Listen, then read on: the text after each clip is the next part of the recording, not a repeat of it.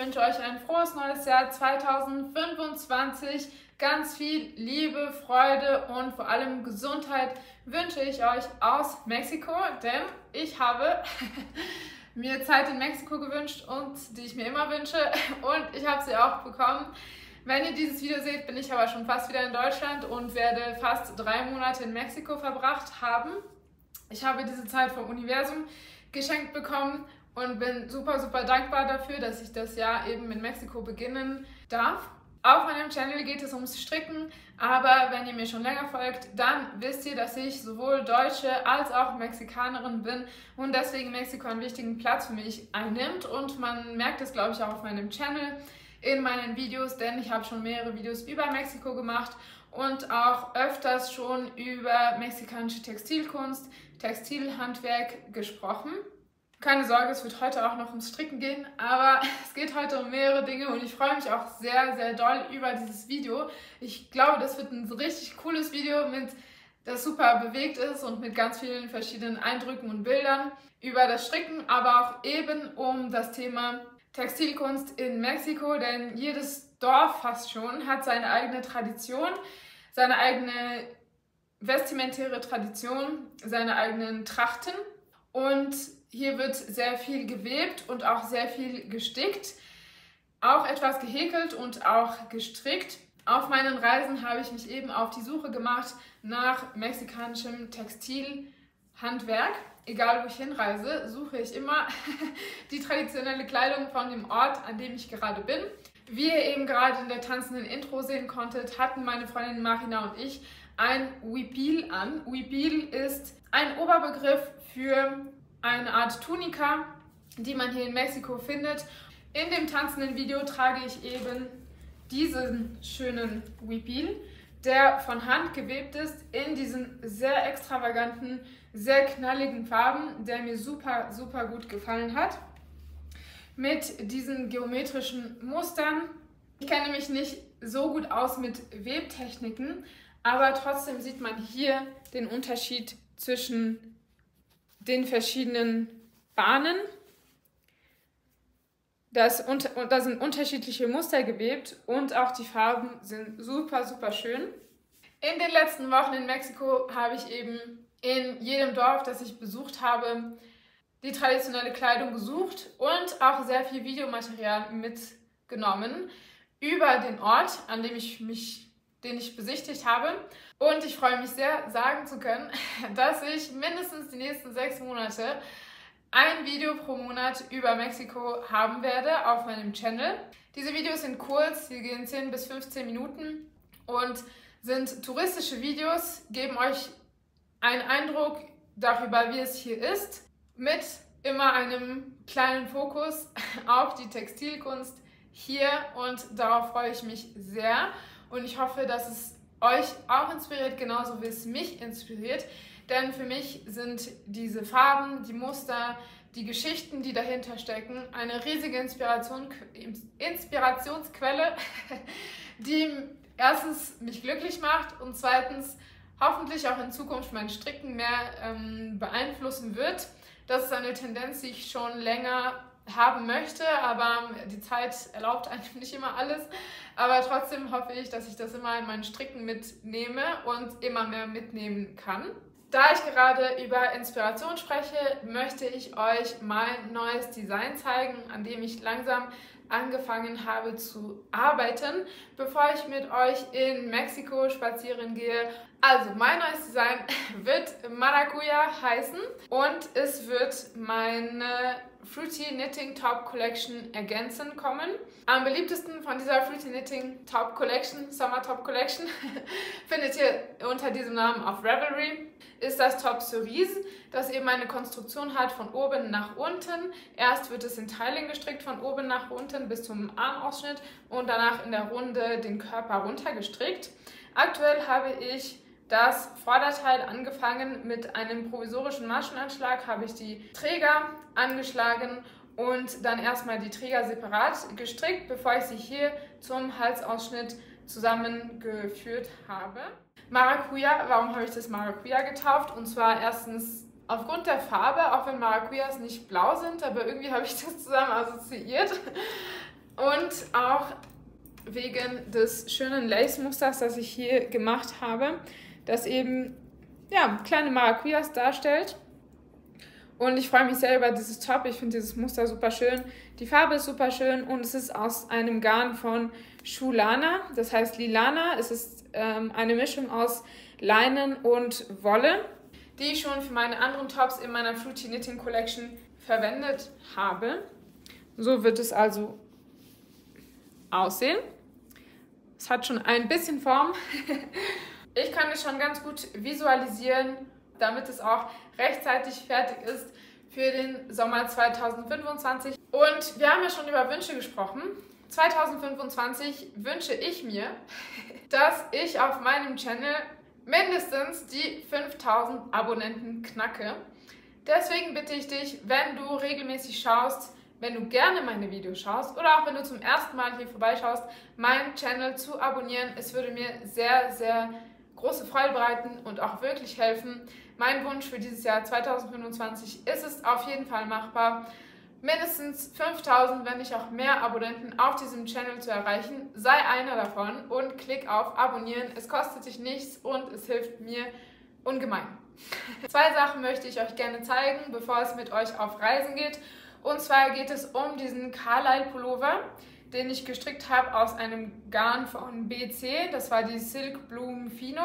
Ich war in meinem letzten Video, in meinem Rückblick-Video 2024, das ich euch auch gerne einlade zu schauen, sehr glücklich mit diesem Pullover. Mittlerweile bin ich nicht mehr so glücklich mit diesem Pullover und das habe ich auch schon auf Instagram geteilt. Folgt mir auch gerne auf Instagram. Nicht, weil das Design nicht gut wäre, im Gegenteil, die Anleitung ist top. Ich kann sie euch wirklich empfehlen. Das Design ist super und ist auch eine tolle Inspiration für mich, diese Konstruktion. Es handelt sich nämlich um eine Sattelschulterkonstruktion. Aber ich bin äußerst enttäuscht von dem Garn. Und ich glaube, ich habe mich noch nie so über ein Garn ausgedrückt. Ich möchte auch gar nicht gerne irgendeine Firma runtermachen oder zu stark kritisieren. Das vermeide ich immer zu machen, denn niemand ist perfekt. Aber hier bin ich wirklich schon enttäuscht von diesem Garn.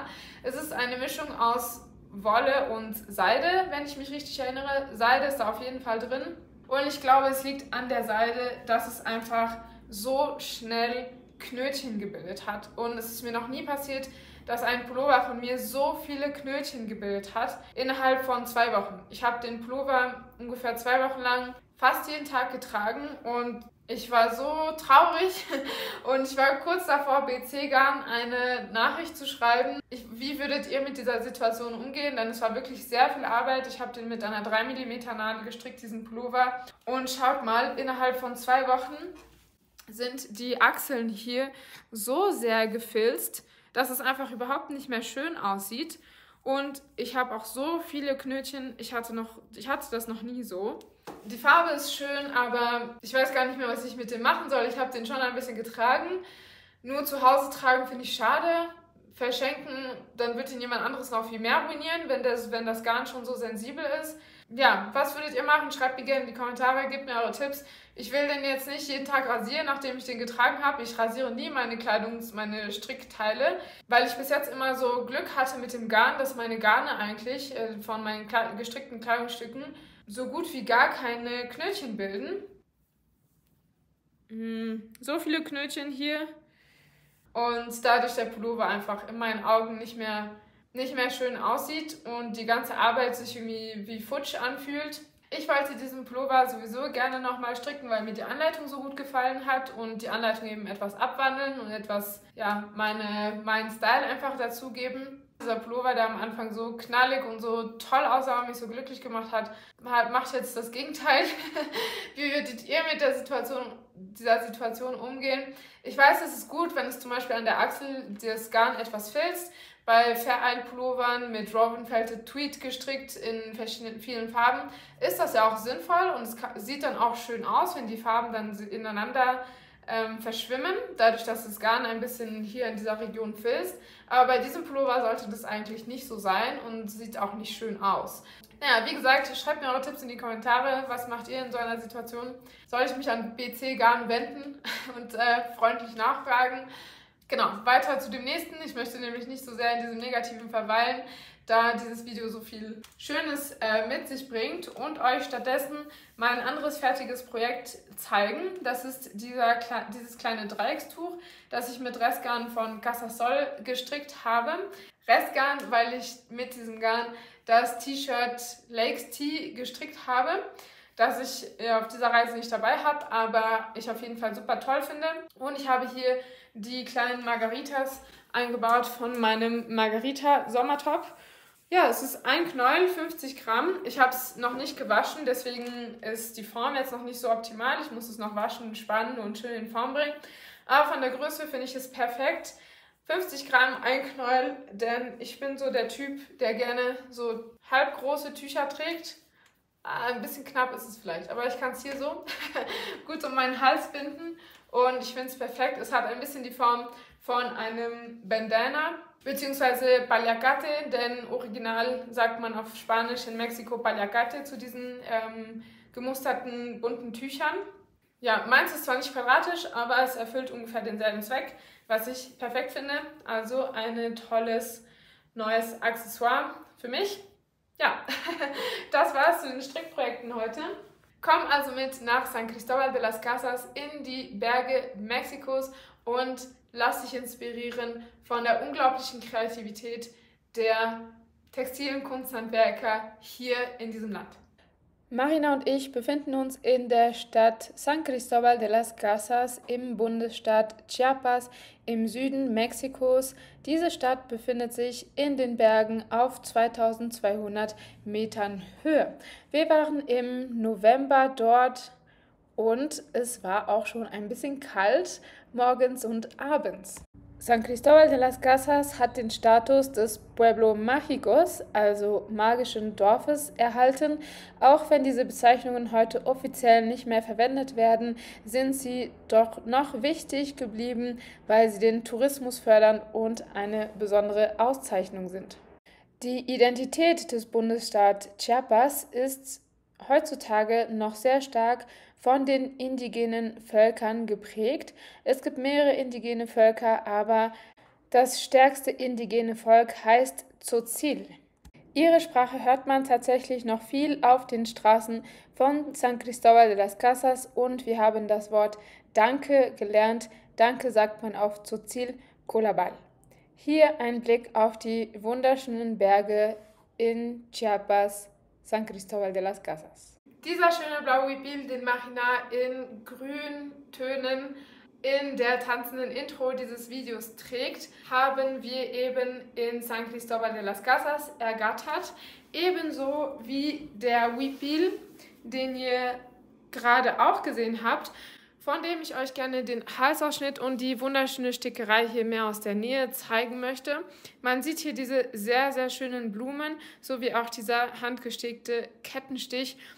Und dieser schöne Kragen hier findet man hier auch auf den Ärmeln.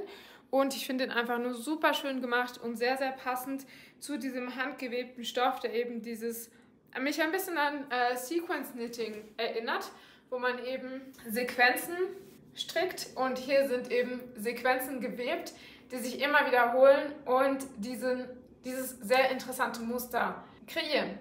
Marina ist unter anderem Französin und ich habe sie ertappt in einer französischen Bäckerei, wo ein scheinbar Azteke ein Croissant in einen Steinofen schiebt. Marina hatte auf jeden Fall einen Gaumenschmaus.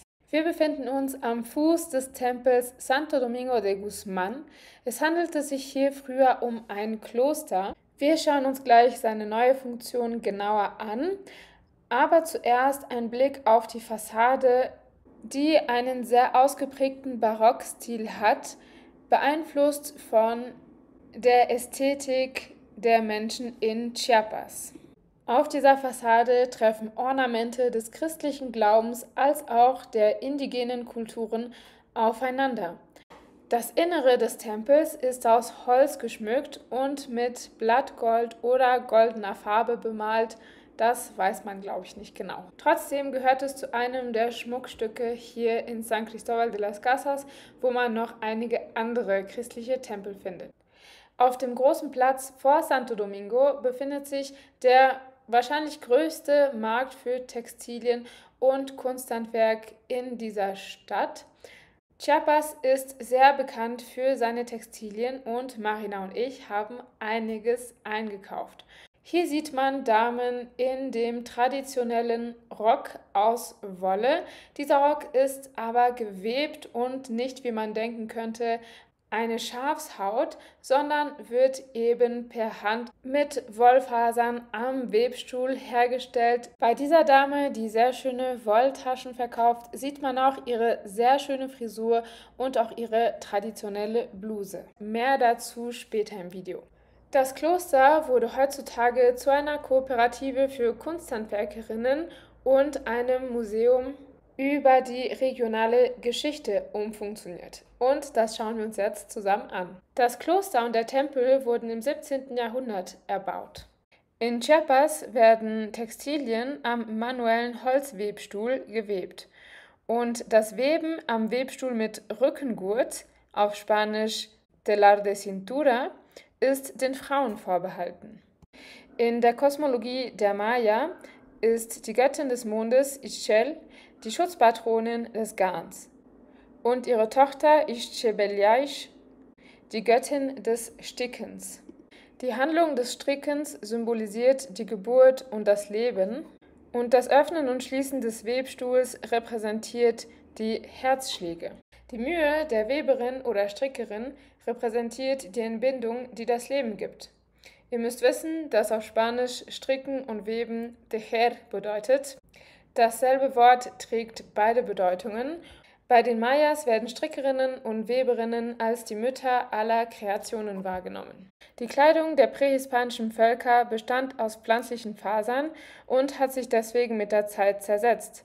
Aus diesem Grund sind Überlieferungen zum Beispiel in Hieroglyphen oder in der Architektur, in der Keramik, Skulpturen und Fresken so wichtig, um nachvollziehen zu können, wie sich die Menschen vor der Kolonisation gekleidet haben.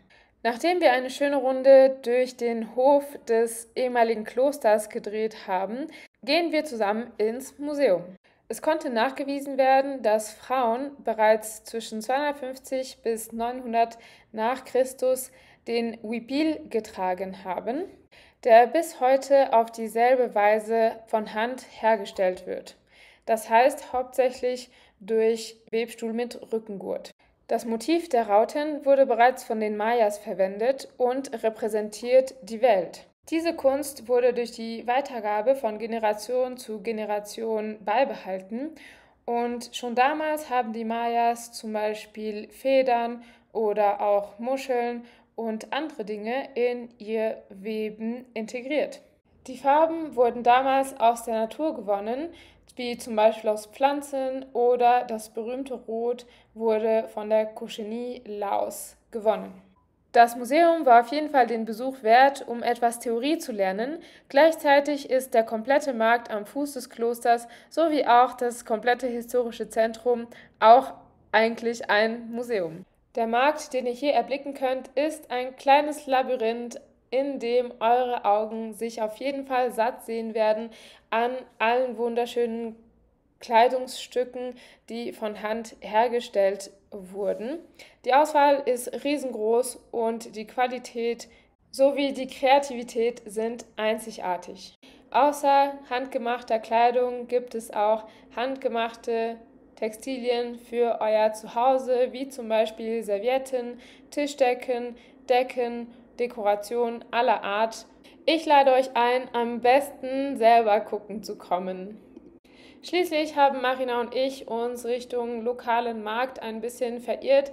Hier kommen nicht so viele Touristen hin, deswegen war es auch besonders interessant. Und hier habe ich eben auch die Geschäfte gefunden, die Garn verkaufen, wie zum Beispiel das hier. Es heißt La Rueca. Rueca bedeutet Spinnrad und hatte eine riesen Auswahl an Garnen.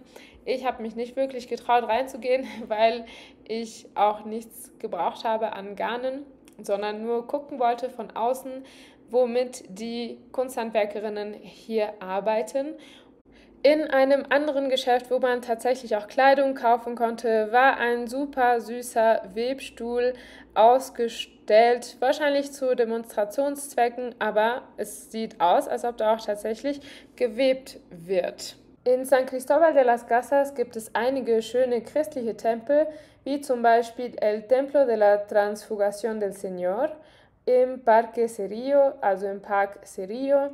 Ich möchte aber hinzufügen, dass sich mit großer Wahrscheinlichkeit unter jeder Kirche, unter jedem christlichen Tempel eine Maya-Ruine oder eine Ruine der indigenen Völker befindet, weil die Konquistadoren eben auf den Bauten der indigenen Völker ihre eigenen Kirchen gebaut haben.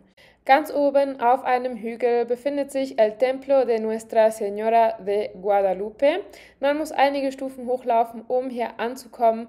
Ist es nicht die einzige Kirche, die sich oben auf einem Hügel befindet, aber von wo aus man auch einen sehr, sehr schönen Ausblick auf die Stadt und die Berge hat und schließlich ein Foto von Marina und mir vor der Kathedrale mitten in San Cristóbal de las Casas neben dem Hauptplatz im Zentrum. In den 5 Tagen, die wir hier verbracht haben, haben wir super lecker gegessen und auch vor allem traumhaft schöne Sonnenuntergänge erleben dürfen. Ich hoffe, San Cristóbal de las Casas hat euch gut gefallen und bevor wir einen Sprung machen zu einer anderen Location, zeige ich euch noch diesen letzten Huipil, den ich dort eben auch gefunden habe. Dieser Huipil ist wirklich ein Kunstwerk und da steckt sehr, sehr, sehr viel Arbeit dahinter.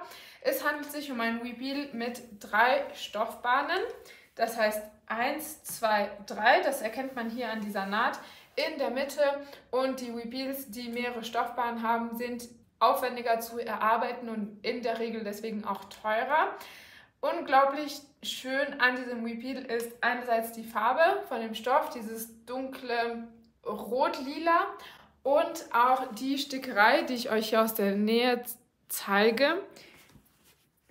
Es handelt sich hier um sehr viele geometrische Formen, die in der Kultur der indigenen Völker von Chiapas eben eine Bedeutung haben. Jede einzelne dieser Figuren, dieser geometrischen Figuren hat eine Bedeutung und erzählt auch eine Geschichte. Das finde ich so furchtbar spannend und inspirierend. Das findet man hier auch auf der Schulter wieder. Diese geometrischen Formen heißen meistens Grecas. Und ich bin einfach nur hin und weg, wie schön diese Arbeit gemacht ist. Und es ist alles von Hand. Man sieht hier auf der Rückseite, wie professionell, extrem gut das gefertigt ist. Und dasselbe Muster findet man auch hier im Rücken. Das ist also ein sehr feierliches Kleidungsstück, das ich mit sehr, sehr viel Freude trage. Und mal sehen, in Deutschland kann ich noch etwas Langärmeliges drunter tragen, aber vielleicht lasse ich mir noch was Passendes dazu einfallen, was ich zusammentragen kann. Ich zeige euch noch ein Foto, wo ich eben dieses Oberteil trage, diesen Huipil trage mit meinem handgestrickten Rock und ich finde, das passt super zusammen. Ich bin super erschöpft, weil ich um 4 Uhr aufgestanden bin für den Flug zurück von Campeche nach Mexico City und habe gefrühstückt. Und dann bin ich hierher eingetaucht. Ja, ich werde noch ein paar Runden drehen und bin sehr froh, wenn ihr dabei seid. Ich habe es gerade noch geschafft, rechtzeitig am letzten Tag zur Messe der Kunsthandwerker Mexikos. Ich freue mich auf die schönen Textilien. Der Complejo Cultural Los Pinos, das heißt Kulturzentrum Los Pinos, wurde mit der letzten Präsidentschaft von Andrés Manuel López Obrador für alle Bürgerinnen und Bürger eröffnet. Seitdem finden hier öffentliche Veranstaltungen statt und es ist nicht mehr den wichtigen Menschen der Politik vorbehalten, sondern alle dürfen rein ins Gewusel in die Messe Original, die einmal jährlich seit ca. 3 oder 4 Jahren stattfindet, wo dieses Jahr ca. 500 Kunsthandwerkerinnen ihre Produkte ausstellen kommen und auf diese Weise auch gewürdigt werden. Ich hatte das Glück, ein paar Interviews durchzuführen, die als nächstes kommen und die ich dann auch kommentieren werde. Sie sind alle mit Untertitel versehen. Viel Spaß! Mi nombre es Gaspar García, somos originarios de Oaxaca, del pueblo de San Baltasar de la Vila. Hacemos artesanía textil elaborada en telar de pedales Y tenemos piezas desde huipiles, blusas, rebozos, gabanes. Y todo el trabajo que hacemos es hecho a mano. Tenemos piezas como por ejemplo esta que son de algodón y son tejidas completamente a mano, y las grecas se van haciendo sobre el telar. Conforme avanzamos en el tejido de la tela se va haciendo la figura. Y tenemos diferentes piezas con diferentes colores y materiales. ¿Y cómo les ha ido en esta feria? Bien, ¿Bien? Realmente pues es uno de los mejores eventos a los que venimos durante todo el año, y pues esperemos que puedan visitarnos. Das Kleid, das Gaspar gerade gezeigt hat, da konnte ich nicht die Finger von lassen und bin nicht schwach geworden. Es ist so schön, handgewebt, komplett aus Baumwolle, und die Muster hier heißen eben Grecas. Ich finde sie so außergewöhnlich und interessant, eine sehr interessante Form. Und ich bin sehr glücklich über dieses Kleid. Es trägt sich super angenehm. Deswegen füge ich euch hier ein paar Fotos ein, wie das aussieht, wenn man das trägt. Ich glaube, in diesem Kleid sieht man immer gut aus, elegant, aber niemals overdressed und auch nicht underdressed. Diese Bluse, die ich hier noch angezogen habe ich eben vergessen euch zu zeigen. Die habe ich auch in San Cristóbal de las Casas gekauft. Ein sehr hübsches Design mit sehr schön handgestickten Bienchen. Sehr schlicht, aber macht auf jeden Fall richtig was her. Diese Bienchen und die Farbkombination finde ich auch sehr schön, von diesem Art Taubenblau mit dem Aprikose. Wie ihr vielleicht merkt, habe ich auf jeden Fall geshoppt, und andere fliegen nach New York zum Shoppen oder gehen in irgendein Outlet. Ich klapper die Dörfer in Mexiko ab und stelle mir dadurch meine Garderobe zusammen, und dadurch entstehen super schöne Momente, Erlebnisse, Interviews, die ich euch hier eben biete, neue Geschichten und auch das Teilen von einer Kultur, die sich durch die Textilkunst unter anderem ausdrückt, und das finde ich einfach, hat keinen Preis. Hola, ¿cómo se llama? Mi nombre es Vitaliana Juárez Tapia y soy de Pinotepa Nacional, Oaxaca. ¿Cuál es su arte? Pues mi arte es trabajar el cuello de animalito, que es el de mi región. Este es un trabajo de meses, ya que se hace con una agujita, con un solo hilito. Ajá. ¿Y cuál es su prenda la más laboriosa? Esta que le estoy mostrando es la más laboriosa, tanto en el trabajo como en el telar, ya que está unida con una randa mixteca, y el telar es muy delgadito, casi ahorita ya no se consigue este tipo de hilo. Ah, o sea que la tela es muy fina. Es muy fina. Ajá. ¿Y material es algodón? ¿Algodón? Sí. Entonces, ¿eso es un huipil de gala? ¿Sería un huipil de gala? Ajá, ¿Sí? Se podría decir que casi antiguo. Porque okay. Ya no hay este material, y mis ojos tampoco ya no ven para bordar así de fino. ¿Y quién le enseñó a bordar así? Mi esposo, su abuelito bordaba. Esto no viene de mi familia, pero ningún familiar de mi esposo lo aprendió. Qué pena. Yo solamente ando rescatando, se podría decir, porque ya se había perdido. Entonces, ¿usted tiene alumnas o alumnos que aprenden con usted? Di mucho tiempo clases para que aprendieran, y hay muchas señoras que aprendieron y son las que estamos en el grupo porque me bordan, no nomás yo lo hago. Sí, hay muchas atrás de mí. Muy bien, tienen todo su equipo detrás. Sí, felicidades, qué bueno. Muchas gracias. Tengo de varios precios. Tengo el de gala, que es el de novia, ese lo tengo en 4,500. Tengo más sencillo de 3,000, de 2,500. Y aparte los voy estilizando, como estas blusitas ya son caftanes. Y si ve aquí, este es un cardigan. Este es un telar de cintura con un cuello, pero ya es de proceso, porque el hilo lo pinté con las entrañas de la jícara, que es una bolita como esta. Sí. Ajá. Okay. Pues muchísimas gracias. Muchas gracias. Hier ein Foto von ihrem aufwendigsten Kragen. Ich hatte diese Art von Stickerei und Kaftanes noch nie gesehen und war wirklich hin und weg von der Kreativität, der Ästhetik, der Symbolik, die dahinter steckt. Man sieht auf jeden Fall den Unterschied zwischen den Kragen, die mehr oder weniger aufwendig sind. Ich konnte davon auch nicht die Finger lassen und habe mir ein etwas simpleres Modell gekauft mit nicht ganz so dichten Stickereien, aber trotzdem sehr schönen Darstellungen von der Flora und Fauna von Vitalianas Region. Vitaliana hat uns gerade in diesem Interview ihre wunderschönen Kreationen gezeigt, unter anderem ihre Kaftanes. Und ich habe mir den günstigsten aus ihrem Sortiment gekauft. Insgesamt werden alle Handarbeiten, die ich euch hier in diesem Video zeige, wirklich sehr günstig verkauft, vergleichsweise zu den vielen Arbeitsstunden, die da drin stecken. Und da erzähle ich euch als Strickerinnen nichts Neues. Das heißt, ich verhandle nie den Preis, wenn ich hier bin und mir handgemachte Kleidungsstücke kaufe, weil sie in der Regel vergleichsweise zu dem Arbeitsaufwand und auch dem Know-how, was dahinter steckt, eben günstig verkauft wird. Ich habe mir ihren günstigsten Kaftan gekauft, den man entweder so, ich mache es euch mal kurz vor, so tragen kann, ähnlich wie ein Poncho, wäre jetzt vielleicht eure Referenz, oder auch so herum, sodass man längere Ärmel hat sozusagen. Und dieser Kragen ist so viel Arbeit und so schön. Auch habe ich diesen Kaftan ausgewählt, weil eben der Stoff so schön gewebt ist mit diesen schönen Blumen und diesen unterschiedlichen Webmustern, sowie auch diese Häkelborten oder gehäkelten Nähten. So sieht es aus.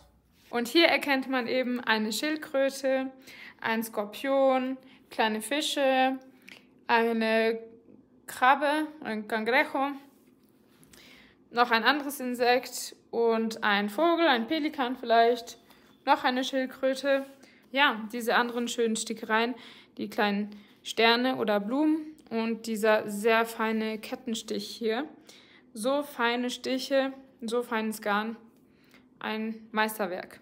Diese Stickereien stellen eben die Natur dar, in der diese Menschen leben und zeigen, wie ihre Umgebung eben ist, in der Region, aus der die jeweiligen Menschen kommen. Und das finde ich eben so interessant und so spannend und so bedeutungsvoll. An diesem Stand konnte man sogar kleine Seidenraupen beobachten. Man sieht es kaum, aber doch schon ein bisschen, dass sie sich bewegen und die Blätter fressen, denn hier wird Kleidung unter anderem mit Seide hergestellt.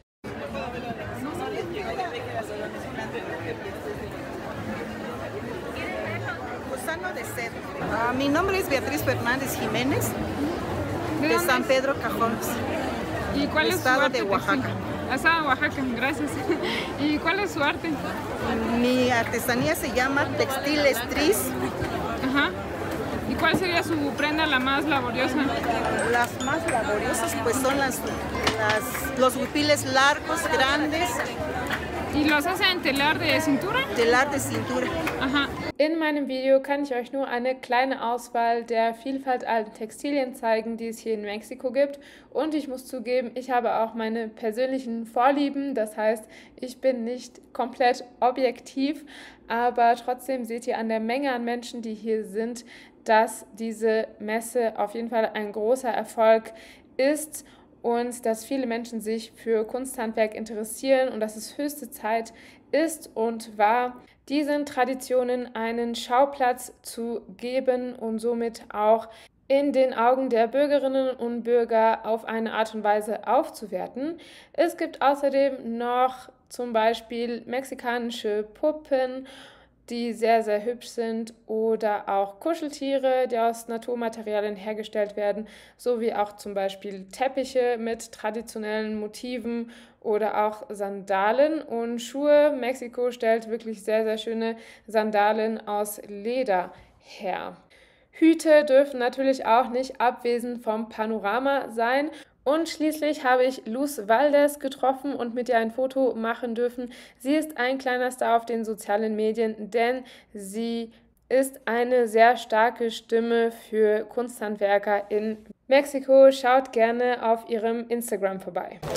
Ich bin total fasziniert und komplett hin und weg. Ich habe sogar einen kleinen Star getroffen und hier hätte ich wirklich die ganze Woche verbringen können. Es gibt so viele schöne Muster, Farben, das Kunsthandwerk und die Textilien aus allen Regionen Mexikos. Außer den großen Zelten gibt es zum Beispiel noch La Casa de los Tintes, das ist das Haus des Färbens. Hier gibt es auch noch einiges zu sehen, vor allem viele Stoffe in Naturfarben, hatte ich den Eindruck. Hier sieht man zum Beispiel noch Teppiche, Accessoires, Schmuck, Haarschmuck und wir betreten nun La Casa de los Tintes, die auch ganz schön voll war, ein sehr enthusiastisches Publikum. Im Café habe ich mich gar nicht erst angestellt, weil die Schlange ziemlich lang war und ich keine Sekunde verlieren wollte, um die schönen Dinge hier anzuschauen. Am nächsten Stand kann man sich über mexikanische Baumwolle informieren und die Kleidungsstücke hier waren in wunderschönen Naturfarben gefärbt. Man sieht hier auch die Garne hängen. Leider gab es nichts mehr in meiner Größe, denn es war schon Sonntagnachmittag und diese Messe ging mehrere Tage. Aber schaut nur die schönen Teile hier. Und das nächste Interview liegt mir besonders am Herzen. Denn es ist eine Referenz zum Anfang des Videos, wo wir in San Cristóbal de las Casas waren und die Damen in ihren traditionellen Trachten gesehen haben. Ich war besonders fasziniert von den Blusen und jetzt auch sehr erstaunt über den komplexen Herstellungsprozess. Me llamo Rosario López de Chiapas. ¿Y cuál es su artesanía? Bueno, mi artesanía son estas blusas que lo hacemos todo a mano, bordado todo a mano, en cadenitas. Estos son cadenitas. Igual todo este está hecho en cadenitas también. O sea, lo hace con aguja. Todo lo hacemos en aguja, no es gancho, es en aguja. Y todos son uno por uno hasta dar la vuelta completa. Ah, o sea, nunca corta el hilo. No, sí cortamos pues, pero tenemos que dar toda la vuelta y contar todas estas cadenitas. Si lleva 60 cadenitas, hay que ponerlas. Ya de ahí hay que hacer las flores. Las flores lo hacemos en aguja igual. Ponemos aquí la aguja y ya lo vamos rellenando uno por uno. Estos. Ajá. Está hermoso el trabajo, nunca había visto, bueno, en Chiapas sí lo había visto, pero nunca me habían explicado cómo se hace. Todo está hecho a mano. ¿Y cuánto tiempo necesita para hacer, digamos, como una flor, por ejemplo? Pues nos lleva de 3 a 4 horas una flor, este tamaño. O sea, los 3 a 4 horas. Solo los esta 20 flor. petales, por ejemplo. Ajá. Por ejemplo, son más especiales. Ajá. Por ejemplo, son como uso diario porque está bordado a máquina. Ajá. Pero estos son más especiales porque llevan más adornos. Sí. Ajá. Pero así nos vestimos como estoy, con la blusa, la faja y la nagua. Y la falda es de lana, ¿verdad? Es lana de borrego. Ajá. Pero no es piel, está hecho en telar de cintura. ¿Y cuál es su favorita? Mi favorita, la lila. ¿Esta es su favorita? Me gustó O este también, el moradito. ¿Y quién le enseñó a hacer esos, a bordar así? Me enseñó mi mamá. ¿Su mamá? Ah, ok. Porque antes, nada más que ya no tengo. Eran los antiguitos. Antes no tenían muchos bordados, solamente ponían de 3 a 10 o 12 cadenitas. Ajá. Era lo tradicional. Sí. Pero ya ahorita pues ya ha cambiado mucho, entonces ya se llena todo de cadenilla y flores. Sí, ya es muy elaborado. Muy más elaborado. Y antes solo era así, o como Esos son para muñecas, ¿no? Para muñecas. Sí. Soy de Chamula. ¿De Chamula? Ah, ya, ok. Ajá. Sí. Muchas gracias. De nada, para servirle. Hinter mir ist ein richtig großes Zelt mit super vielen Ständen.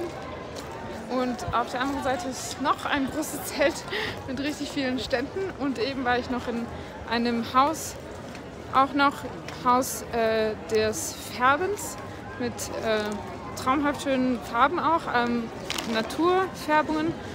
Und ja, jetzt gucke ich mir dieses zweite Zelt an und ich bin total begeistert. An den nächsten Ständen aus dem Bundesstaat Michoacán sieht man die KunsthandwerkerInnen auch sticken und ich glaube, das ist Hardanger Stickerei. Das habe ich einmal ausprobiert. Es ist super aufwendig, aber das Resultat kann sich auf jeden Fall sehen lassen.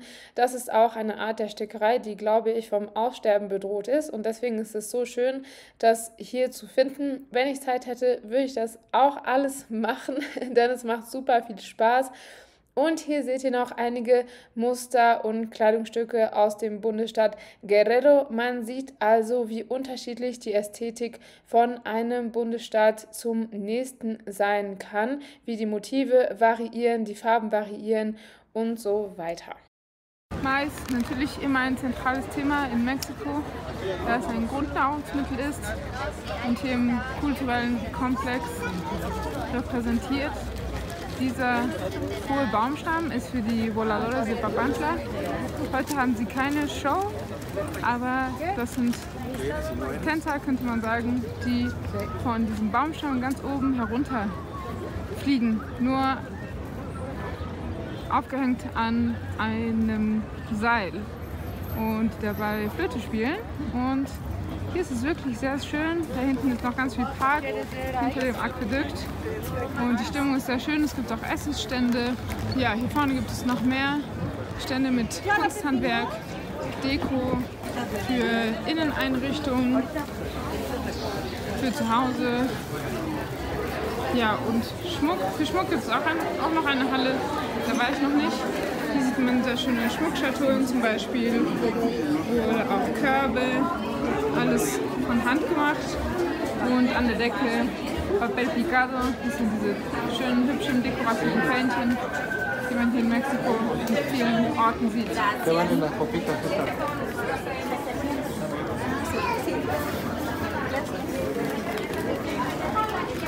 Alebrijes, die in Mexiko nicht fehlen dürfen und auch sehr viel Keramik, aber durch diesen Gang möchte ich jetzt nicht mehr laufen, denn mein Fokus sind auf jeden Fall die Textilien und ja, diese Messe ist so groß, dass ich in so kurzer Zeit nicht alles sehen kann und es auch ein bisschen überwältigend ist, so viele Menschen und so viele Eindrücke mitzunehmen. Deswegen versuche ich mich zu fokussieren auf das, was mich am meisten interessiert.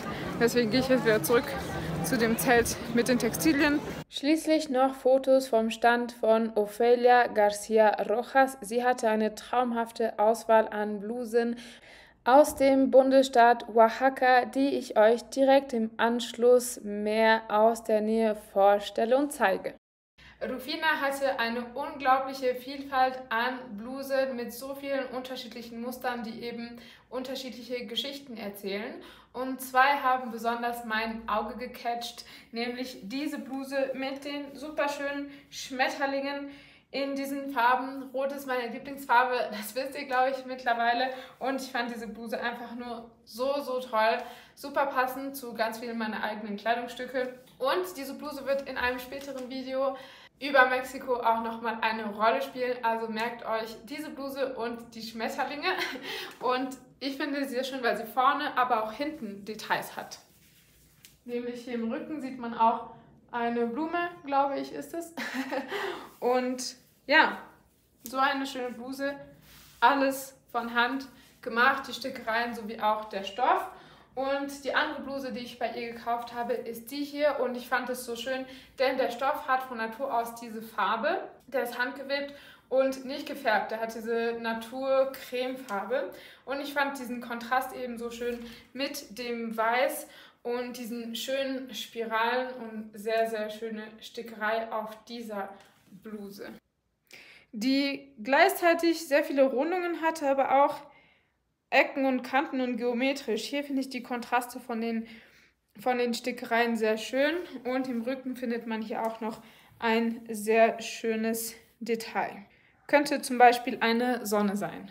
Da es so viele unterschiedliche Muster und Stickereien gibt, habe ich mir natürlich nicht alle Bedeutungen gemerkt, aber an einigen Stellen habe ich euch, glaube ich, die Bedeutung erzählen können von den Stickereien, die Geschichten, die dahinter stecken. Es sind sehr viele.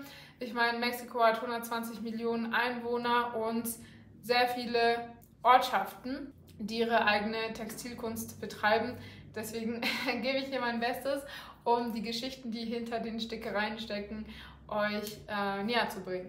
Bevor dieses Video mit einer tollen Modenschau endet, die auf dieser Messe stattgefunden hat, möchte ich euch noch dieses letzte Teil kaufen, das ich in einem Laden in Mexico City gekauft habe. Dieser sehr hübsche Poncho kommt aus dem Bundesstaat Oaxaca. Oaxaca ist ein Bundesstaat auf der Pazifikseite von Mexiko. Ich war da schon mehrmals, aber leider nicht während dieser Reise. Hoffentlich beim nächsten Mal, denn Oaxaca und Chiapas sind, würde ich sagen, die Bundesstaaten, die am meisten Reichtum und Vielfalt haben, was eben die Textilien angeht in Mexiko. Und in Oaxaca gibt es, was Textilien angeht, so viel zu sehen. Da kann man ein ganzes Leben mit verbringen, das zu studieren, ehrlich gesagt. Leider während dieser Reise bin ich nicht nach Oaxaca geflogen, aber sicherlich beim nächsten Mal werde ich nach Oaxaca fliegen und euch von dort sehr schöne Eindrücke mitbringen über die Textilkunst, aber auch über das Land insgesamt, diesen Bundesstaat insgesamt. Und damit ihr noch einen schöneren Eindruck bekommt von diesem hübschen Poncho, füge ich euch hier noch Fotos davon ein. Wenn dir eines dieser Kleidungsstücke gefallen hat, sei es der Kaftan, dieser Huipil, der Poncho, eine Bluse oder ein Kleid, dann schreib mir gerne eine Nachricht, denn ich kann dir gerne eins zukommen lassen. Nicht eines der Kleidungsstücke, das ich hier gezeigt habe, denn das sind meine Kleidungsstücke, die habe ich schon getragen, aber gerne kann ich für dich eine Auswahl zusammenstellen und dir verschiedene Modelle, Optionen zeigen, was dir gefallen könnte, damit du auch im mexikanischen Stil super elegant dich kleiden kannst. Kontaktiere mich gerne, schreib mir eine E-Mail und wir finden ein passendes mexikanisches Kleidungsstück für dich. Ich lasse es dir gerne zukommen und helfe dir gerne bei der Auswahl. Nun zur Modenschau. Auf einer Messe, wo es um Textilien geht, darf eine Modenschau natürlich nicht fehlen und sie war wirklich sehr, sehr schön gemacht mit Live-Musik, die ich jetzt leider aus Copyright-Gründen herausgeschnitten habe.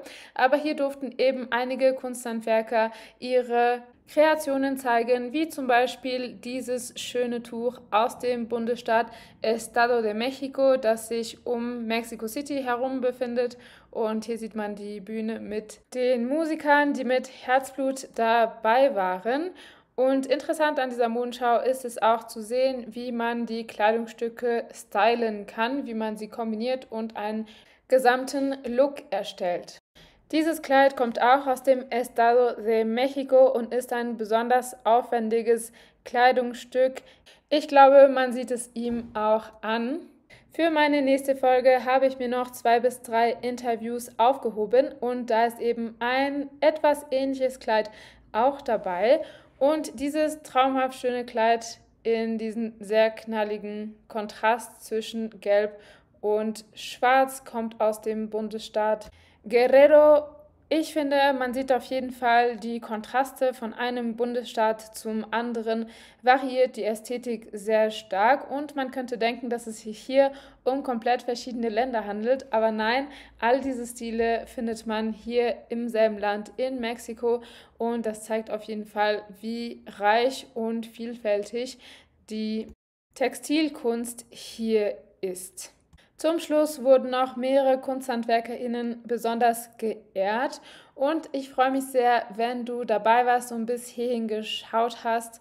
In Zukunft wird es noch einige Videos über Mexiko auf meinem Channel geben, immer auf der Suche nach schöner Textilkunst, aber auch interessanten Ausflugszielen und Urlaubszielen. Deswegen sei auf jeden Fall dabei, du wirst hier Landschaften und kulturelle Stätten sehen, die du sonst niemals gesehen hast. Deswegen freue dich drauf, es kommt auf jeden Fall ein sehr besonderer Content hier auf dich zu und damit sage ich Dankeschön und bis zum nächsten Video. Ciao!